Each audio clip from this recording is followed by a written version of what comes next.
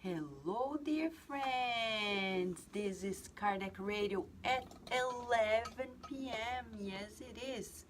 And we're studying the book Harvest of Light. Harvest of Light is a translation of the book Ceifa de Luz in Portuguese by the Spirit Emmanuel through the medium Chico Xavier. A book that was psychographed in 1972, published in 1979 by the Brazilian Spiritist Federation. We're sharing with you firsthand the translation, free translation, soon to be turned to the publisher, hoping that they do their part. And for us now, it's very important to recap that this book, why did Emmanuel and all those thousands of spirits wrote books? Why did they write books through Chico Xavier? What are these for? Did Chico Xavier wrote these books or psychograph them to make money? No. Did Chico Xavier psychograph to be famous? No. Why did the spirits come from so high to us to deliver these messages? Because there is a mechanism that is yet to be understood on the earth. That if when we read inspirational literature, deep spirituality, study it, absorb it, it changes our thinking pattern. It changes our emotional pattern. It changes our vibrational pattern, and it will change our relationships. First with ourselves, then with God, or with God, with ourselves, and then others.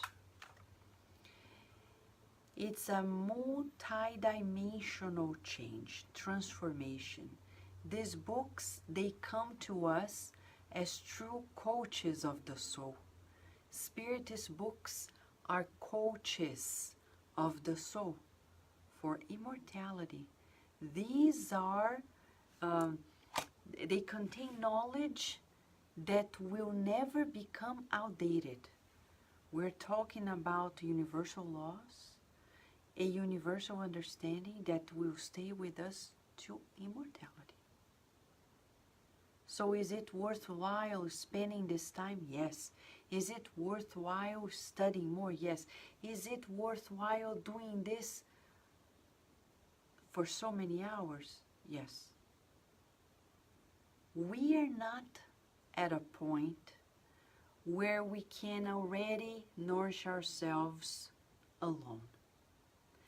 This literature becomes the true nourishment for the soul. Okay? So, I'm not here alone. You're not alone.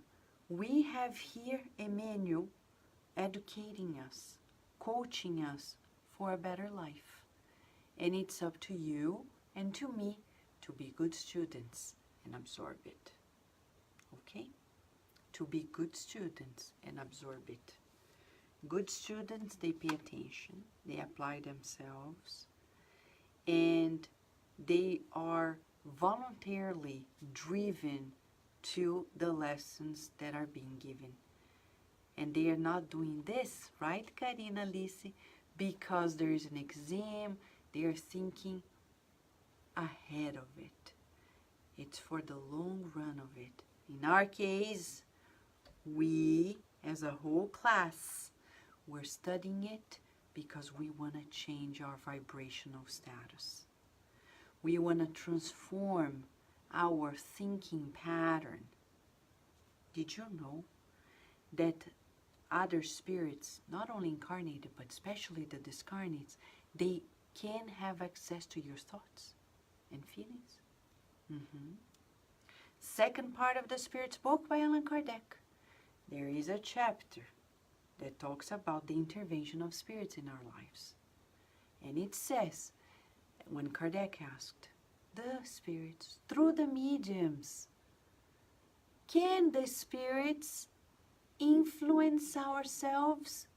And the answer strikingly says to us, much more than you imagine. So if you imagine that you're influenced this much, you double it up.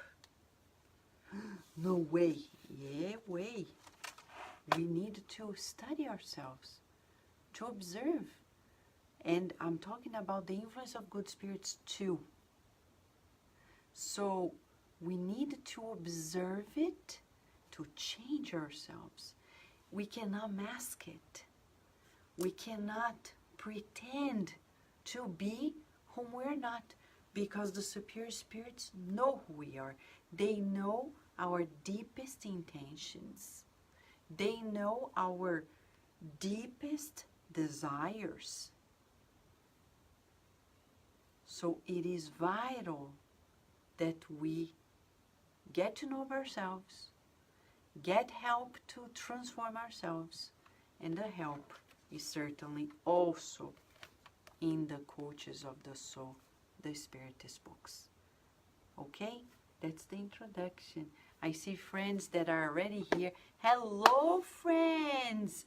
Welcome, welcome, dear souls, and Carol Correa is here. Hello, friends! Thank you, Carol, for being with us. So I'm going to read, together with you, chapter 38. Okay? Are you ready? Let us visualize Emmanuel in front of the classroom. We are all seated, including myself. Everybody in the front row. Nobody is a bad student.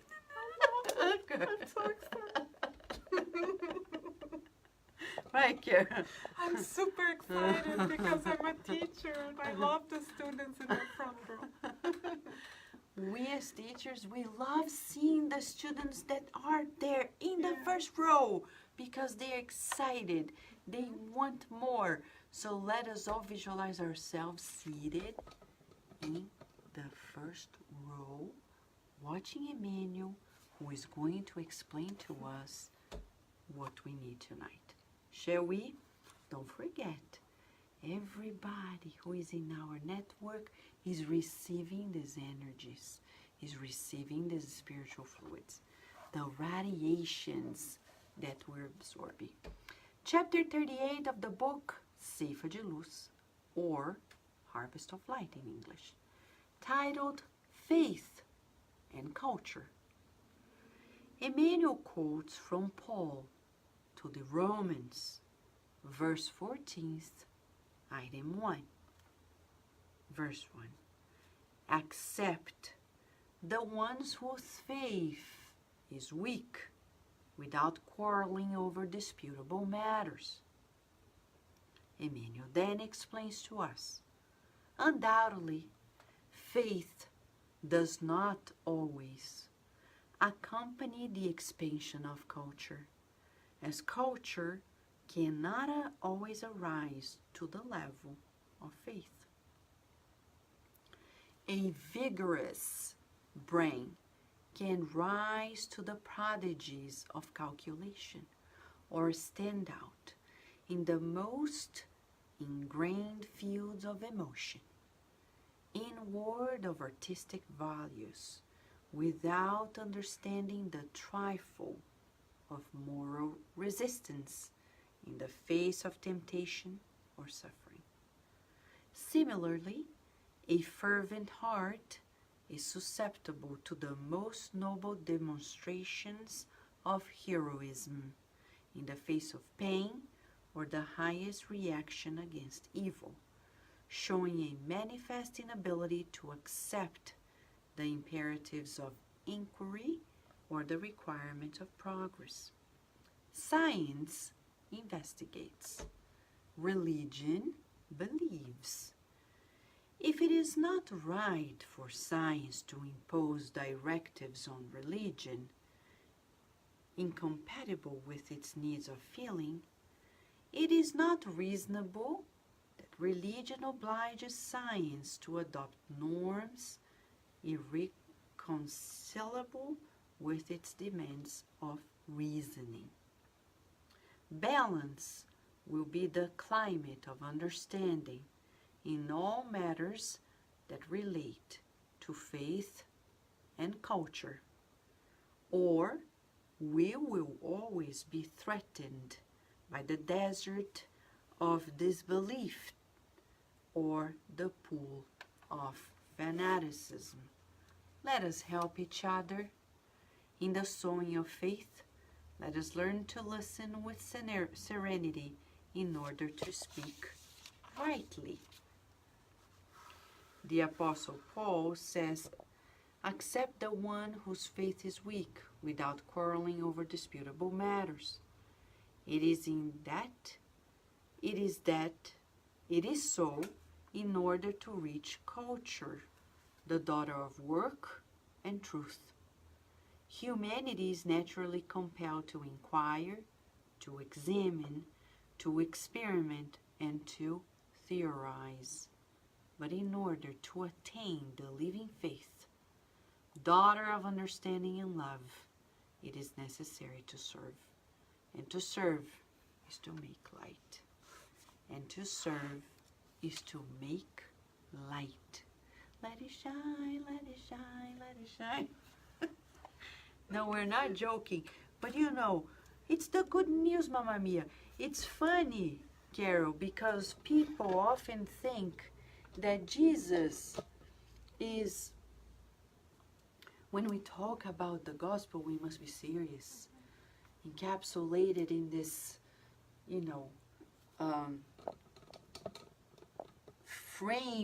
framework of seriousness. I don't know even how to say it. But I doubt if Jesus was like this. No, we actually fortunately know that he wasn't, because in the book Good News by the beautiful spirit Humberto de Campos, he actually reports Jesus's body language, and you have done a study on Jesus's body language, and through your neuroscientific study of Humberto de Campos's work, we know that Jesus was truly is truly a smiling master. A smiling master. So, do you think he said, love one another? Let us help each other. He said, come on, let's love one another and help each other. And he started singing, let it shine, let it shine, let it shine. I have no doubt, right, Karen? Right, and he loved to hug people. And he loved to hug. Yeah. We know by the accounts of Humberto de Campos. Yeah. But it's a taboo. It's still a taboo in our society.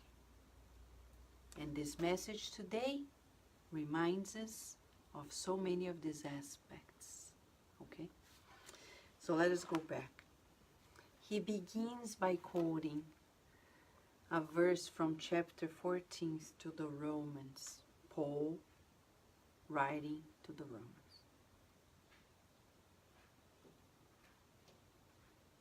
We know that the Romans had lots of issues. They were still divided by paganism, a lot of mysticism, esoteric traditions, etc. And there were lots of issues.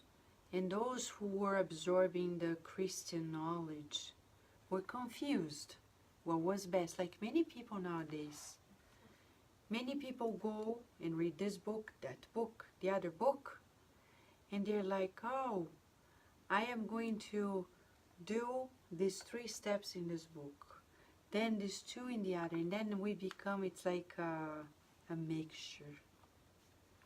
Is that a problem? No. The problem is when we think that others are less knowledgeable, less this or that and the other, when they decide to take a different direction. And Wagner Jr. is saying Jesus was an awesome teacher. We agree. And he was a teacher beyond words.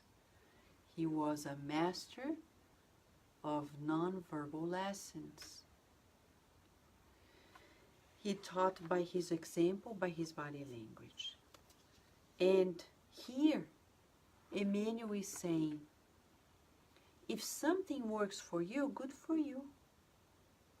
But if somebody else decides a different route, leave it alone. But they don't want it. But this is so good, Vanessa. It's like food. And that's exactly what happens in the very chapter 14th of Paul to the Romans. He starts saying, if a food is good for you, good for you. If some other food is good for others, leave it alone. Don't go there and dispute. Don't fight. Don't quarrel. And that's what he says. Leave the person alone. And that's where many problems begin. It's what we call intolerance. We're talking about intolerance. We see people nowadays crucifying people, beating up people because they are homosexual, transgender. But that's their life. We need to respect their life, their choice. And I'm not going to say it's a choice. Sometimes they are who they are. And what's the problem?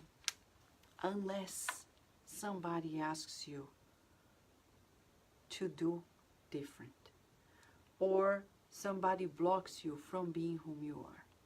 That's a problem. But what he's saying here is, leave the person alone. Do not argue. Do not fight. Where? Begins at home. It begins with a kitchen towel in your kitchen, and I like it one way. My husband likes it on the counter. I like it hanging on a specific place. Am I going to fight because of this? Oh no, but this is the place. I mean, that's my opinion, right? He has a different opinion. It's like toothbrushing or brushing your hair. You do it in the way that you like, that is important for you. And many problems would be, many headaches would be saved if we would just do what Paul said to the Romans in another verse of that chapter, chapter 14, verse 13. He says, therefore, let's stop passing judgment on one another. The same for our jobs. At work, people work in a different way. They like to eat. Some people like to eat in front of their computers at their desk. Other people like to go out and eat elsewhere. Or they like to go home and eat at their home. If that works for them, why are we going to judge them? I remember once at work, it was a funny story. You know, Carol, there was a technician in our lab. He was adorable. Now he's a physician, has a family. But back then he was a boy who left college. He was applying for medical school. Yeah. And he was a wonderful technician, very funny, agreeable. But you know, he kept his lunch in a drawer. He had like the loaf of bread, and he had peanut butter and jelly. Every day he would eat peanut butter jelly. He would open the drawer and make his sandwich. Yeah. And he would eat it. And I said, you know, why do you do this? Because I'm saving money to go to medical school. I said, very smart. Somebody else, a postdoc across the hallway, got to know that he had his habit because she passed by and saw it. And she came to me one day and said, isn't he weird? And I said, why is he weird? I don't get it. Because he keeps his bread in the drawer. And let me see it. So it was past the hours. She went there and she was nosy enough to open his drawer when he was not there to check on his things. And I said, don't do this. It's his stuff. But you know, he's weird. I'm like, why do you care? Is he making you eat the peanut butter jelly? And she said, no. So why do you care? Because that's strange, Vanessa. I said, you know, you are American. He's American. And I'm Brazilian. It's not strange for me because I understand his point. You should understand better because you like peanut butter jelly too. And she said, oh, but that's a child thing. Well, in his case, it doesn't look like it. Nowadays, this guy is married, has 2 children. His wife is also a physician. They graduated. It's been a while, you can tell. He graduated. He's already, you know, practicing medicine. He's a wonderful person. What's the weird in this? So you see, we waste time. The time that we waste judging, evaluating others' behaviors, we are wasting our time. See, if they're doing good stuff, God bless them. And often we don't understand their motivation. Mm-hmm. You did because you asked, but the other person didn't have the chance to ask, so she didn't even understand his motivation. Exactly. If she did, maybe she wouldn't have judged him in the same way. Still, she kept doing it because I shared with her. She was like, oh, but that's weird. Oh, wow. Yeah, but you know, it happens, Yeah, girl, it happens. right? Yeah. Even though we understand the motivation, people are like, still, they're like, oh, but I would do a different way. Sure. And that's what Emmanuel is telling us. People have different ways. So he says, first thing, faith and culture does not come together. Why is he saying this? Because he says here, belief and work. He says culture comes from work and truth. And faith comes from understanding and love. That's why sometimes they may intersect or not.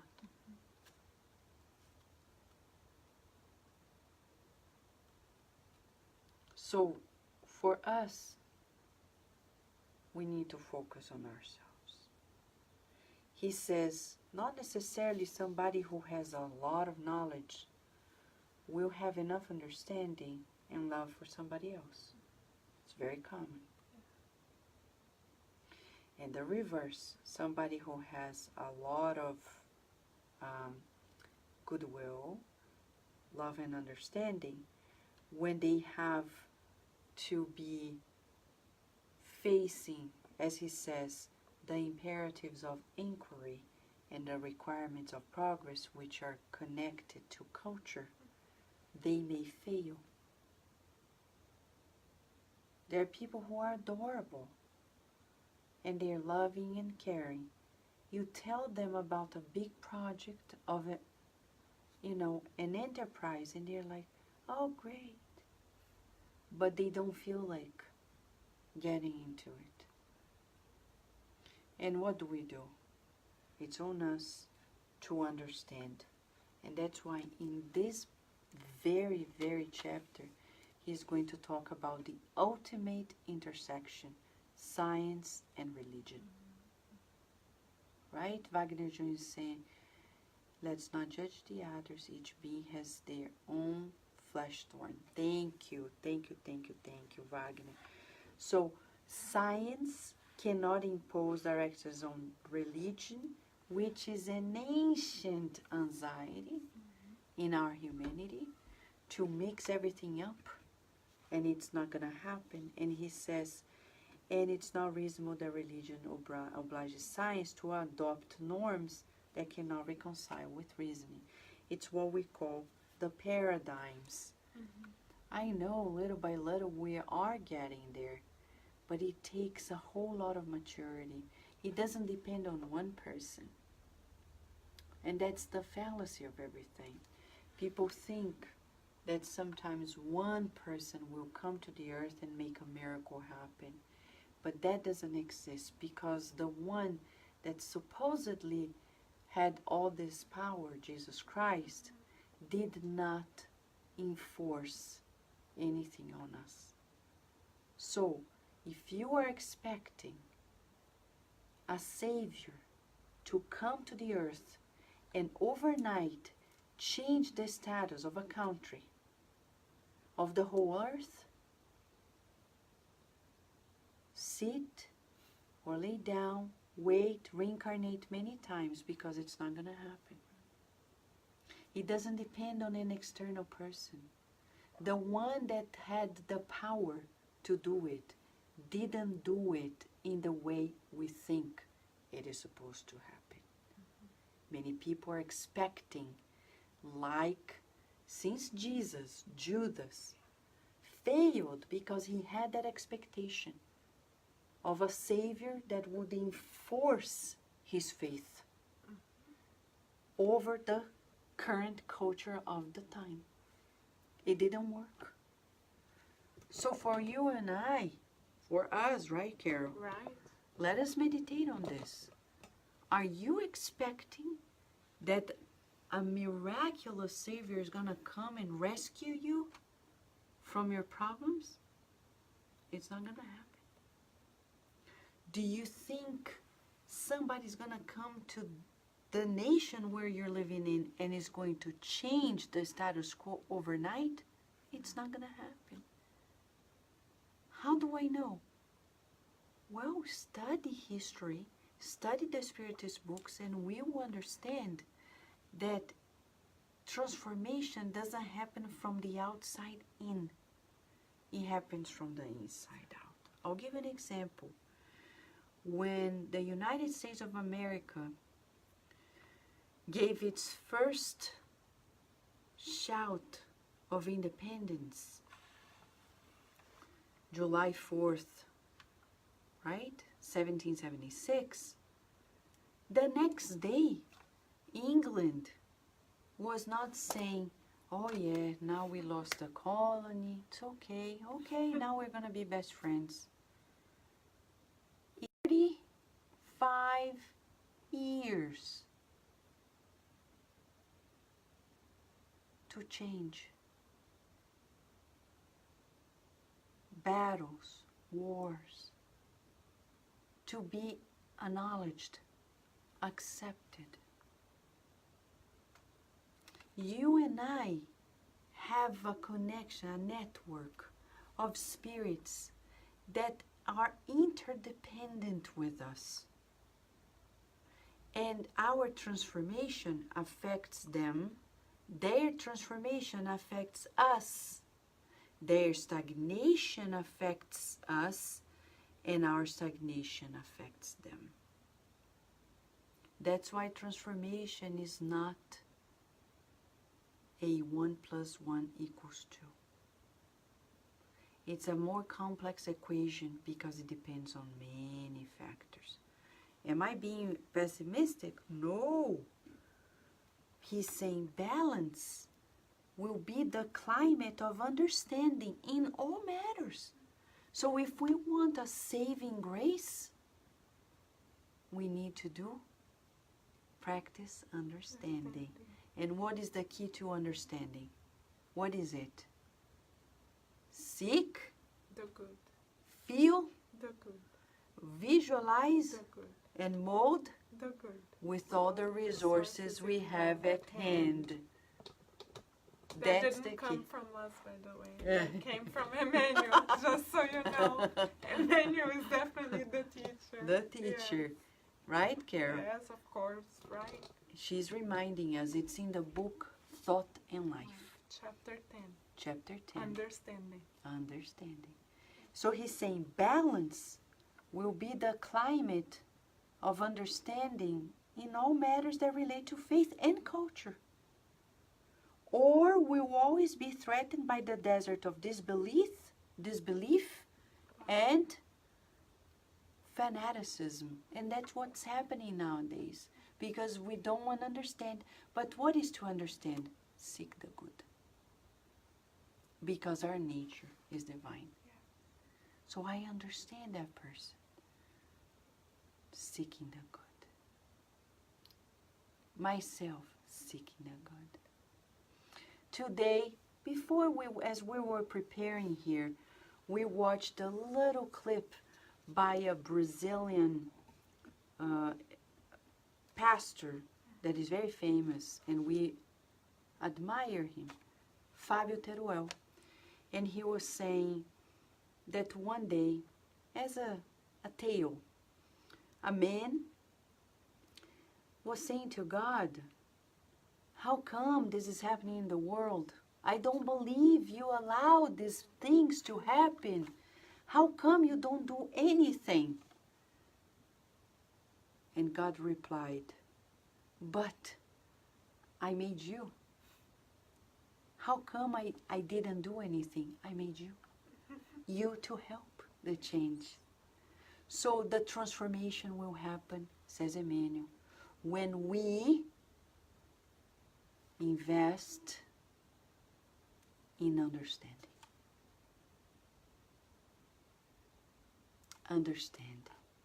People need their faith. People need their culture, their habits. And if it doesn't work for us, let's respect them. That's why Emmanuel says, just after that, let us help each other. How? In the sowing of faith. Let us learn to listen with serenity in order to speak rightly. Okay, so this is the exercise for us. Listen with serenity. You know a good exercise to listen with serenity? Breathing. People are talking. And sometimes you want to... Right, Care? Sounds like me. No, not you. I don't agree. But people are talking and yeah, and this and the other, like, hold on, breathe. Let people speak, be serene. So you tell yourself, I'm serene. No, but I want to speak. I'm serene. No, but I want to say something. I'm serene. I am serene. And allow people to speak. It's okay. It doesn't hurt. What they say is what they say. It doesn't mean that they even know what they're saying. Because many people are spokesperson of entities that want to create a mess. So if you give too much attention to it, if you pay too much attention, you're going to be contaminated by unneeded energies. It's what we call emotional contagion.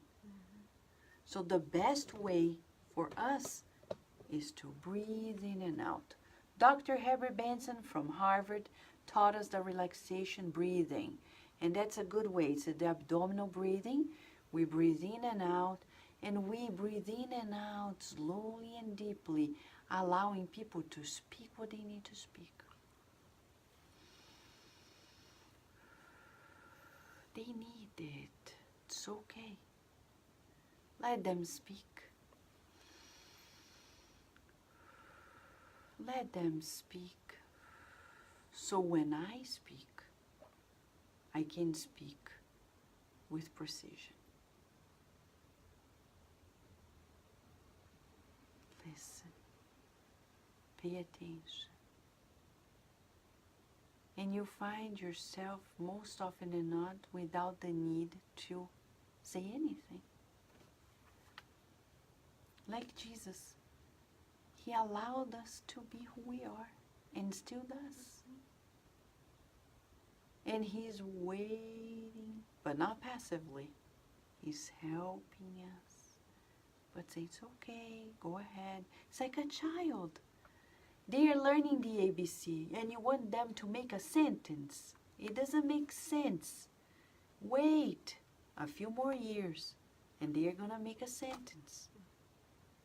You want them to write an article after learning the ABCs. And this is us. We want people to read the gospel and already become the next Paul of Tarsus. Right? Right? Right? Yes. So we cannot expect it even about ourselves. But I have been trying so hard, and yet, understand yourself. Listen to yourself with serenity too. Saying, oh, Vanessa, like this. Are you anxious? Is that what it is? You wish things were different? Yes, I understand you. It's like you are embracing your inner child, giving to your inner child the comfort and the warmth that it needs. And then, I will tell it, child, don't be afraid. It's okay, we're safe. And listen to your inner child. That's what we call meditation. Right, Donna Verducci is reminding us, beautiful or not speaking, it goes right with the book on energy vampires. Yes, Dodging Energy Vampires, thank you for the reminder, by Dr. Christine Northrup, which goes hand in hand with it all. Because when we argue, we lose energy. When we keep... Remember the test. When we're speaking of something, put your hand here, and you're going to feel the vibration of your own speaking, verbalization. You're like, oh my gosh, my cells are like, hold on. Tame your horses and listen to yourself. He says, in the soul in your face, let us learn to listen with serenity in order to speak rightly. In and out, it's okay. But you don't have to listen if you don't want to. But you shouldn't be arguing. That's laws of energy. And don't forget, when we're talking to other people, most often than not, we're never alone. We have other entities who are participating, and they have their own agendas. They join in either to help or to complicate. I heard the other day a child telling me, oh, I don't want you to use lipstick. And I said, why not? Because I didn't put my on. And you look more beautiful and I don't. But this is us as adults. And Kardec unveiled to us in the Spirit's book that that's the reason why low order spirits, they're always bombarding us. Because they're like, I don't have a lipstick. How come you're going to use a lipstick? They're not happy. They don't want us to be happy. Says the illuminated spirit in the Spirit's book, according to Kardec. So for us, it is vital to listen to ourselves. Listen with serenity to your guardian angel. How so? By praying, meditating, being quiet. We don't have to be engaged all the time. And when we find the differences, it's okay. Let us help each other. Balance is the climate of understanding in all matters that relate to faith and culture. So, if we want to achieve balance, the so-called tranquility, it is vital that we practice understanding. Seeking the good all the time, feeling the good, visualizing the good, molding the good, and dream about the good. Right, Karen? Right? Now imagine the good in 2 more years, 10 more years. Mamma mia, I cannot imagine. Only better lives, only more knowledge, more love, more peace. We're destined to it. How can we feel depressed if we're destined to progress? That's why we cannot stop smiling or singing. Yeah. Right, Carol? Right. We can't stop smiling or singing, because it's always better. Always. That's why Jesus said this message is to bring joy. Joy to the world, the Lord has come. Let Nana nature sing. Let Nana nature sing. Let heavens, oh my gosh. Oh, We yes. spirituals are not good at this. Not Huh? good at this. But we're gonna get better. But we're because gonna, we are destined because to we're progress. destined to progress, and we'll be singing the whole So song. here's a skill that we are going to develop. You see? Why should we cry? We only have reasons to see the better. Right, Carol? Right? The exercise in the next 24 hours is to practice more understanding by seeking the good, feeling the good in every occasion and circumstance. Rihanna says in our country, attack on races is happening every day in most conversations. Wow. It is difficult to me to leave it. I do remind them that God is our Father and it's time to change our thoughts and actions. But in that case, Rihanna, I bet that you're doing this out of love. Yeah, of course. I don't think you're quarreling. You're just giving a reminder, right? And you're also sharing the good news. You're sharing the good news. So whenever pertains, you're doing the right thing. You're just reminding them. And I think you're right. Keep it up, Rihanna. And we know things will change. Believe me, it's no different in the United States or other countries. It has different facets, but it still has, there are lots of prejudices in this world. The thing is it in us? Because this one we need to transform with kindness, like a caterpillar turning into a butterfly. It looks awkward.